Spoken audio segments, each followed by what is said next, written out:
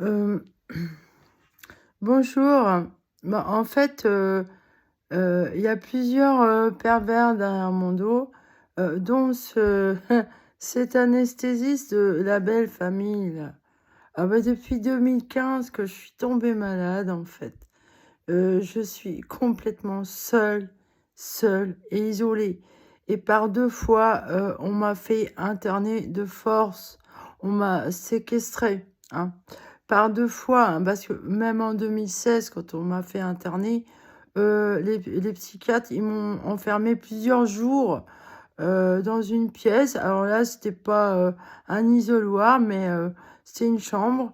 Alors là, et j'ai jeûné pendant 3 jours. J'ai refusé de bouffer parce qu'ils m'avaient enfermée à clé dans la chambre. Voilà, oui, parce que je dormais pas, en fait. J'étais insomniaque à ce moment-là. Donc je me levais sans arrêt, pour, aller dans le couloir, marcher. Parce qu'en fait, je pouvais pas rester longtemps assise, debout. À ce moment-là, il fallait que je marche, vous voyez? Chez moi, en 2015-2016, là, je faisais plus de 10 000 pas par jour, mais je marchais, je piétinais, en fait. Je pouvais pas rester longtemps assise ou allongée. J'étais, vraiment très mal, quoi. Je dormais plus, je dormais 1 heure par jour. Ça a duré bien 5 6 mois comme ça. Euh, alors, ils m'ont fait interner de force, la famille, dans un hôpital psychiatrique, sous prétexte que j'avais un suivi en psychiatrie à cause de la sale gueule de mon ex, en fait. C'est à cause de lui, hein, alors voilà, cet homme-là, il est monstrueux, le père de ma fille. C'est un gros tas de merde, ce mec. Comme son beau-frère, d'ailleurs. Ah bah, ils sont copains tous les deux, finalement, hein. Bah ouais, parce que quand j'avais été faire voir mes scanners, mon scanner à l'hôpital ici, au docteur, pour qu'il me dise ce qu'il y a là, et qu'il a dit, oh non, non, c'est rien derrière les oreilles. Lui, Greg Pitre, il était avec moi là. Ah ben, il me suivait partout. Ils avaient la main mise sur moi médicalement, hein. Alors par contre, on m'a jamais respecté et soigné pour les maladies que j'ai réellement, quoi. Et non en psychiatrie. À Loudun, là, le gros tas de merde aussi qui disait par la fenêtre que j'allais devenir folle. Et après, ils m'ont fait interner et séquestrer au Noël 2020, là, hein, plus d'1 mois et demi. Et je me suis retrouvée au RSA à cause d'eux. La Madame Bernard, l'assistante sociale de Loudun, voilà, elle a refusé de m'aider pour avoir une aide ménagère. Alors, parce que j'étais malade et fatiguée. Là, je dormais tout le temps, vous voyez. Alors, ça joue sur le sommeil, ce que j'ai là, aux oreilles, là, hein. Euh, alors, derrière, oui, il y a cet anesthésiste, là, de la belle famille, qui m'a éjectée et j'ai envoyé chier, en fait. Et c'est pour ça qu'ils m'ont éjecté. Parce que lui, il a dit, oh, mais non, non, Nathalie, t'as pas de maladie génétique, là, t'as pas de maladie rare, t'as pas de maladie grave. Qui m'a dit, lui, hein? Alors, ça m'a énervé, j'ai envoyé chier ce gars-là. Ouais, surtout un anesthésiste, vous voyez. Bah, en fait, il est sadique, quoi, le gars. Et il est anesthésiste, merde. Hein? C'est vachement rigolo, hein. Je suis tombée sur une putain de famille de merde, là. Ah bah, ils sont sadomaso dans la famille à Greg Pitre, là. Ouais, ouais. Dégueulasse, hein. Alors, par 2 fois, on s'est séparés, en fait. Hein? La deuxième fois, hein, on fait tout en fait pour que je revienne chez lui, quoi. Hein, la dernière fois, là, au RSA, il a fallu que je résilie rapidement le logement à Loudun, où la madame de la curatelle, elle a déclaré que j'étais en 1er janvier 2022 à Loudun, cette connasse. Elle a dit si, si, c'est ça qu'il faut mettre. hein. Alors, il y a un problème dans cette région. Mais c'est qui ce Jean-Paul déguisé là pour vous? C'est qui? Pourquoi il a autant de pouvoir comme ça? Hein? Que les docteurs, ils s'allongent, ils s'alignent là. Tous les docteurs me rejettent, me créent des problèmes. Même les spécialistes, hein? Les ORL, hein? Pourquoi ils m'emmerdent ce tas de merde? Hein? Alors, voilà. J'ai que des emmerdes. Je suis complètement seule et isolée à cause d'un gros tas d'anesthésistes de merde qui a travaillé dans cette région. Il me met des bâtons dans les roues, ce gros tas de merde. Hein? Il me fait chier. Ah ouais, mais c'est dégueulasse. Dégueulasse, tas de merde. Ouais, ouais. Bah, je sais que ce gars-là, il avait des ennuis. Avec ses collègues, il était obligé de travailler en intérim, quoi, en remplaçant. Oh, bah, il gagnait bien sa vie, le gars. Oh là là, le salaire qu'il avait. Houhou. Oh, bah, c'est autre chose que Luc Ferry, lui. C'est le double. C'est formidable, hein. Ah ouais. Alors, il a les moyens de me faire chier, le gars. Hein? Moi, j'ai dit à cette famille, laissez-moi là, laissez-moi. Vous voyez, les 1 an passé chez l'autre là, dernièrement là, de 2021 à 2022. À chaque fois que je dois chercher un logement, je mets 1 an à chercher à trouver un logement. Ça fait 2 fois que ça arrive que je mets 1 an. Alors, qu'est-ce qui se passe avec lui? Pourquoi vous voulez pas que je le quitte, ce gars-là? Hein? Et pourquoi il vient sous ma fenêtre me jeter la photo de mon père? Il est lourdingue, le gars. Je lui ai dit, c'est fini, toi. Hein? Faut voir comment il est monstrueux, ce gars-là. Bah, il est sadique. Ouais, ouais. Alors, moi, qu'on me laisse tranquille avec cette famille de merde. Hein? Ok? Je vous emmerde, famille de merde. Et pourquoi mon frère, lui, il maintient que je suis amoureuse de ce tas de merde? Ça m'a beaucoup blessé qu'on me dise ça. Parce que depuis 2015 que je souffre un martyr, en fait, avec des problèmes génétiques. Hein. Alors, Ehlers-Danlos, hypermobile. Alors, c'était pour ça qu'ils disaient non, non, t'as pas ça. Parce qu'effectivement, avec Ehlers-Danlos, vous pouvez avoir la bougeotte comme ça, à pas pouvoir tenir en place. Hein. À faire des insomnies ou des hypersomnies. Et en fait, j'ai pas que Ehlers-Danlos comme maladie, voilà. Hein. J'ai aussi là, des gosses, là, ça c'est vrai. Hein. Les kystes et les abcès et tout, c'est ça. Euh, et maintenant, les calculs, quand j'ai sorti des calculs de mon origo, je me suis dit, merde, ouais, j'avais oublié que j'avais cette maladie-là aussi. Parce que j'ai déjà eu un calcul salivaire, là. Hein? Bah ouais. Et après, alors je cherchais à être soignée et tout par j'attendais le rendez-vous avec l'ORL et tout. Je me suis dit, voilà, je vais pas, je vais attendre là. Euh, finalement, finalement, bah, j'ai été obligée de me renseigner sur Internet sur cette maladie de cristaux là que vous faites au niveau ORL. Depuis 2016, j'ai des glaucomes aux yeux. Alors, les médicaments qu'ils donnent en psychiatrie, là, c'est pas bon pour mes yeux. J'arrêtais pas de leur dire, arrêtez-moi ça, ça m'esquinte les yeux. Oh non, non, non, non, non, non, non, non, oh ben non, voyons, ça n'a rien à voir. Hein? Bah si, l'ophtalmo, il le dit, c'est pas bon pour vos yeux, ça. Faut arrêter ces médicaments-là. Ça donne de la tension.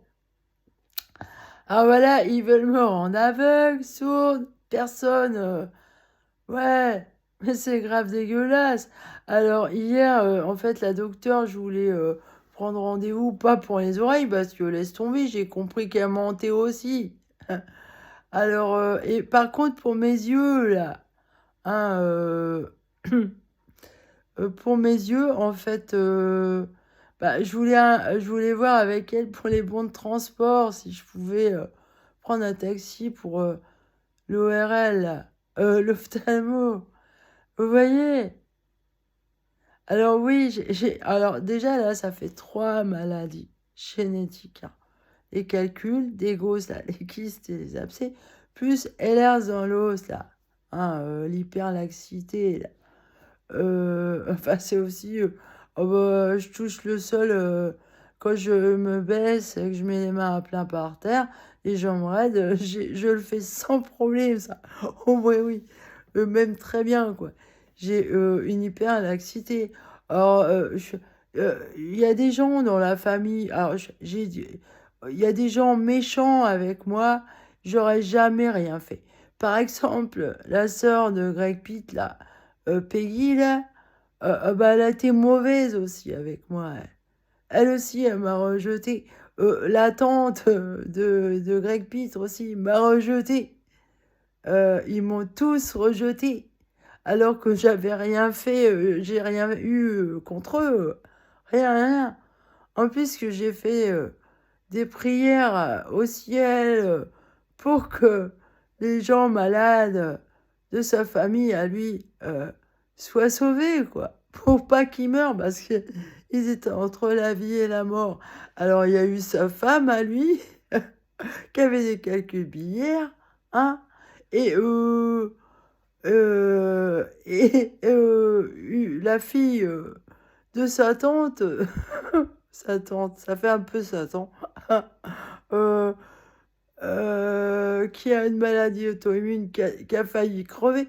J'ai prié le ciel de tout mon cœur, de toute mon âme, pour leur envoyer une énergie du ciel pour qu'ils soient sauvés, qu'ils vivent encore, vous voyez, qu'ils soient avec leur famille. Et moi, ils essayent de me zigouiller, vous vous rendez compte? Mais ça, aux yeux du ciel, ça va pas passer, ça. Oh bah, c'est monstrueux. Ils assassinent la personne qui, bah, je suis chamane, quoi. Bah oui, voyons. Mais renseignez-vous de c'est quoi le chamanisme, là. C'est pas le petit Jésus qui fait des miracles. Mais ça, c'est des conneries, en fait, ces miracles à la con, là. Ouais, bah sûrement il a dû aussi faire des miracles, mais je veux dire, ils en ont rajouté dans les évangiles, voyons. Oh bah c'est tout mièvreux, enjolivé et tout. C'est pour ça que les gens ils se disent, oh c'est Dieu. Bah non, il n'est pas Dieu, c'est un chaman, un grand chaman, ouais. Alors, oh là là, mais ils sont méchants dans cette famille, hein, méchants. Parce que même bah, tous les gens avec qui ça allait, en fait, dans cette belle famille, alors même ma famille est contre moi, parce que à ce moment-là, là, en 2015, là, que je suis tombée malade, je supportais plus rien, en fait, je dormais plus. Et donc j'ai envoyé chier aussi ma sœur. Donc ma famille aussi me fait du tort parce que je l'ai envoyé chier. Hein, une de mes sœurs qui m'a torturé toute mon enfance, en fait. Oh bah c'était une véritable dictatrice, elle, avec moi, hein. Hein. D'ailleurs, si je m'appelais Grosse Vache, c'était surtout à cause d'elle. Hein. Elle m'a fait quelque chose, j'avais 2 3 ans, là. Et après, voilà. Alors, je suis victime de ma famille, de ma belle famille. Je veux sortir de cette famille de merde, là. Je veux plus avoir rien à faire avec eux, là. Hein. Parce que, en plus, ça les arrange de dire que je suis schizophrène. Bah non, ils ont pas la foi, ils sont pas mystiques du tout. Et en plus, ils ont pas la foi. Oui, pour eux, non, non, oh, bon, non. Alors, voilà. Et aussi, bah voilà, il y a ce problème de ce mec-là que j'ai rencontré à mes 21 ans, là. Qui, lui, était un gourou. Alors, ça sent mauvais pour moi, vous voyez. Hein. Bah, je témoigne, quoi, dans quelle galère je suis. Alors là, je suis très malade, en fait. Ah ouais, à cause des problèmes que j'ai aux oreilles, là, surtout, hein. Ça me fatigue énormément, énormément. Alors, j'ai eu droit à tout, même en psychiatrie, là. Quand j'ai lu le dossier, là, hypochondriaque, Ehlers-Danlos, non, pas Ehlers-Danlos, oh, ça, non, ils voulaient pas en entendre parler. Euh, Schizophrène paranoïde. Vous voyez,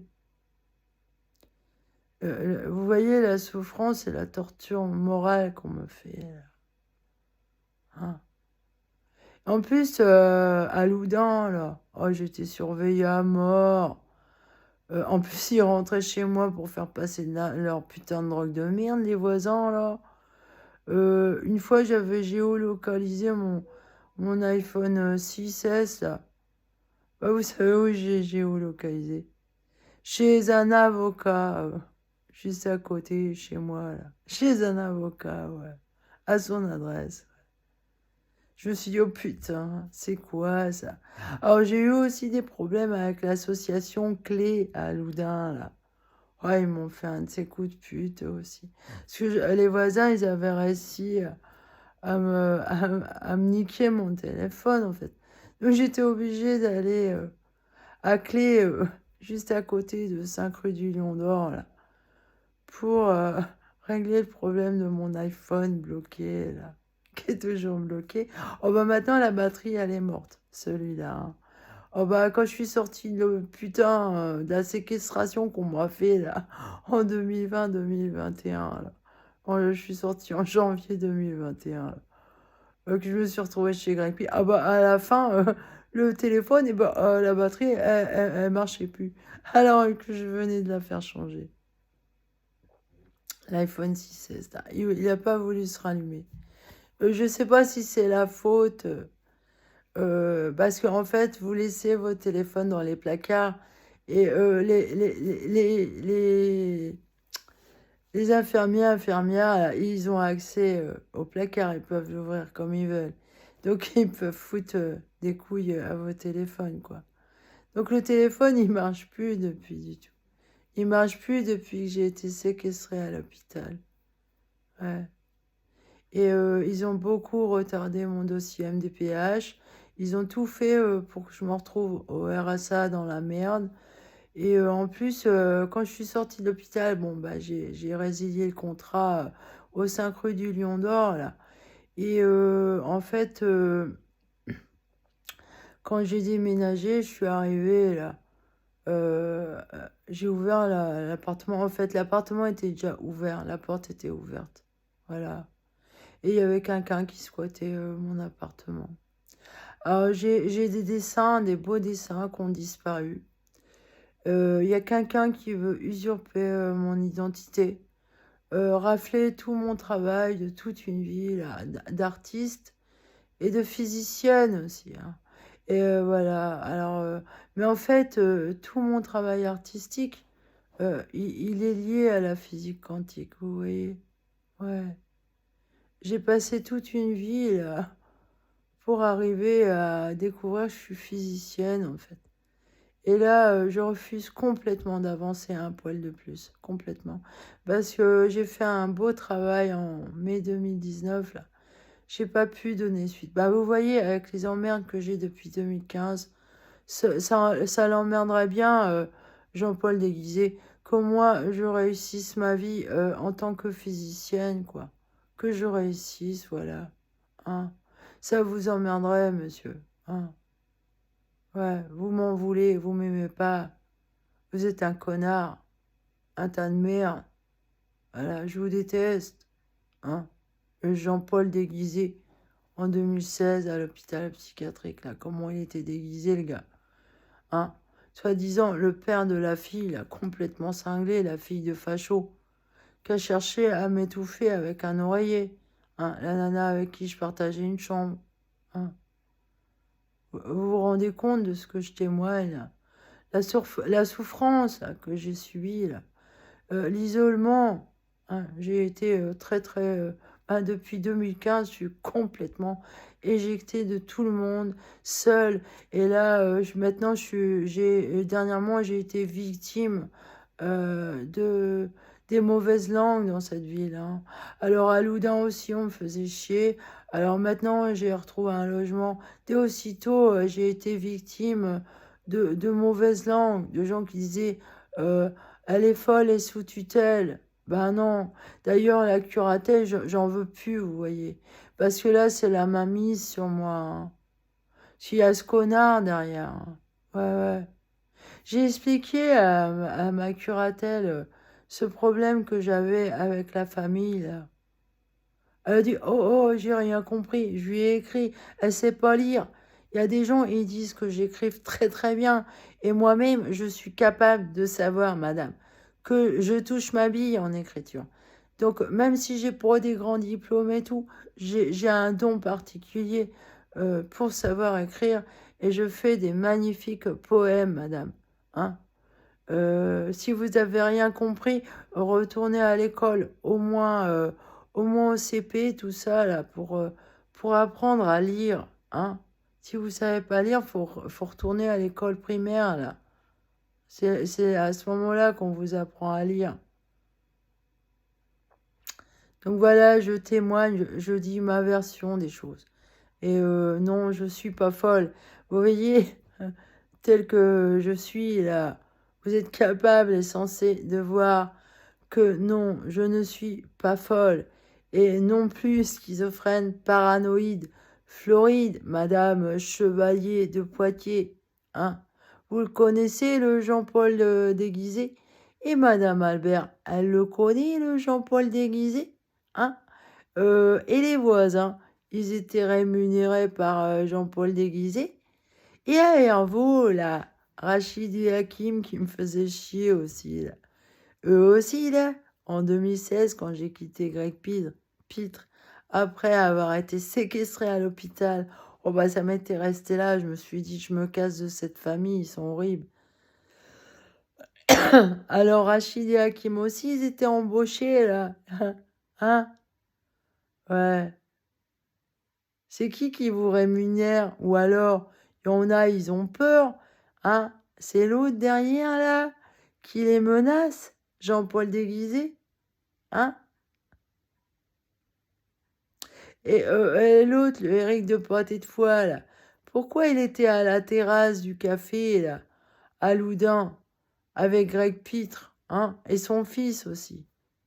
Ah, il y avait que nous quatre. Et ah ouais, ouais. Et après, je me suis dit, mais c'est bizarre, on aurait dit, je me dis, c'était lui. Vous voyez, ça fait plus de 20 ans que je n'avais pas vu, ce gars-là. Hein. Mais moi, je suis autiste, vous voyez. Alors, sur le moment, je vois des gens, je fais pas. Mais j'ai une mémoire très particulière et je me rembobine des choses, quoi. J'ai une mémoire incroyable pour des détails. Alors, mon cerveau, c'est lui qui décide de ce qu'il va se rappeler, quoi. Alors, il est très surprenant. Apprenez à vous servir de votre cerveau, vous allez voir, rien que de vous rembobiner des choses de votre vécu, c'est très bon ça. Parce que vous pouvez voir des failles, des choses qui sont très importantes en fait, des éléments quoi, hein, à conviction en fait, pour votre enquête personnelle, de votre vie personnelle. Ça, je vous le conseille, hein. Ah ouais, ouais, y a pas que les flics qui doivent faire ça, quoi. Enquêtez sur votre vie pour apprendre à vous connaître, hein, voilà. Ben, en fait, je tire bon parti de certaines choses, quoi. Parce que, en fait, ben, Éric de Poitiers de Foix, lui, il disait que j'étais très forte, hein. Ouais, ouais. Il m'a dit, c'est très rare, ça. Et même qui me disait aussi, j'aime les femmes, mais un jour ça me perdra. Hein. Et pourquoi il disait ça? Hein? Il aimait les femmes, ah bah non. Ah non, ma femme, il aime pas les femmes. Bah, il les fait souffrir, voyons. Hein? Alors sa femme était d'accord pour qu'il la trompe et tout, là. C'était quoi votre magouille, là? Les deux, là. Hein?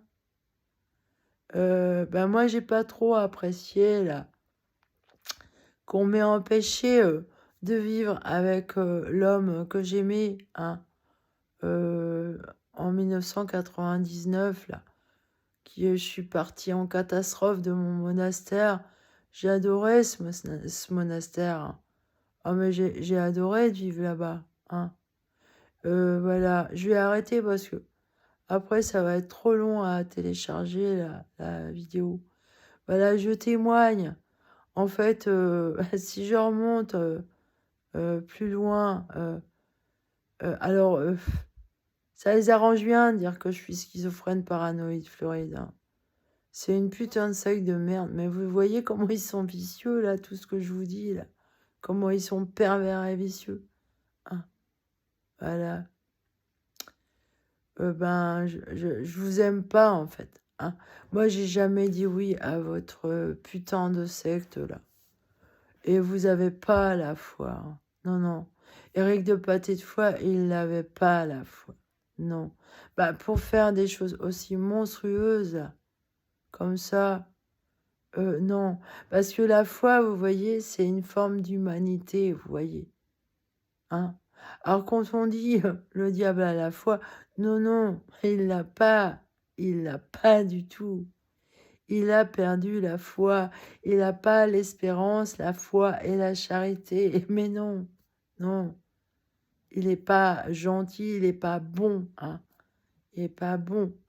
Ça veut dire que il n'est pas bon, en fait, hein.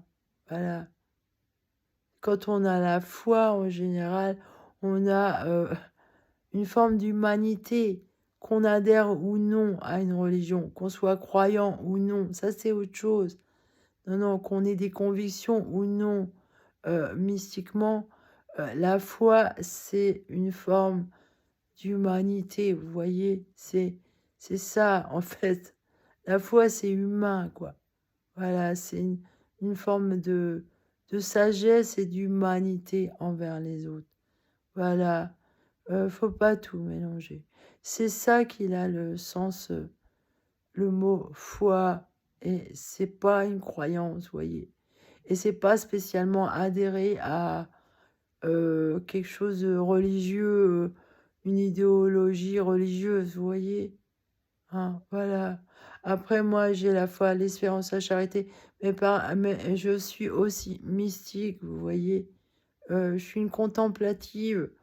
Je suis de la trempe de Thérèse d'Avila ou de Thérèse de Lisieux, qui est ma copine, hein. J'adore Thérèse de Lisieux. Oh, bah, elle m'exauce dans tout. Alors, cette nuit-là, il doit être 2 ou 3 heures, je sais pas. Parce que je me réveille toutes les nuits, en fait. Avec ces problèmes de calcul, vous vous réveillez et vous allez vous recoucher, là. Voilà, je suis réveillée, par contre, hein. Bien réveillée, je n'ai pas besoin d'aller me recoucher. Euh, Bah, vous voyez, je fais une prière à la petite Thérèse de l'enfant Jésus, là. Oh, moi, j'adore, cette fille-là. Elle m'exauce, en fait. Elle m'exauce, elle fait des miracles pour moi. Je l'adore. Alors, je la prie là, devant vous, pour que je sorte définitivement de cette histoire de harcèlement et persécution qui, en fait, dure depuis trop longtemps, quoi. Hein, voilà. Et on veut me faire crever passivement, comme ça, là, patiemment. Et après, bah, comme c'est des docteurs et tout, vous voyez, si je meurs, que je me retrouve dans l'hôpital, il va y avoir des magouilles, c'est sûr, hein. Ils vont mentir encore sur la cause du décès. Ils vont s'arranger. Ils ont le pouvoir de raconter ce qu'ils veulent. Voilà, hein. Voilà. Et j'ai pas trop envie de leur laisser mon corps, hein. Non. Déjà, le RFID, là, hein. Le voisin de Loudun, là, il la faisait griller à chaque fois que je sortais pour me tracer, hein. C'était horrible pour moi, les gens qui rentraient chez moi comme ça. Horrible. La vie pas possible qu'on m'a menée, là. Hmm. Ce sera cher payé, ça. Ah bah, avec des péchés comme ça, là. Allez vite vous laver l'esprit, là. Allez, repentez-vous, ouais. Dépêchez-vous parce que il y a du boulot, ouais. Vous avez du chemin, hein, parce que là, vous tombez, vous tombez. Vous êtes en train de tomber et vous réagissez pas. Allez, salut.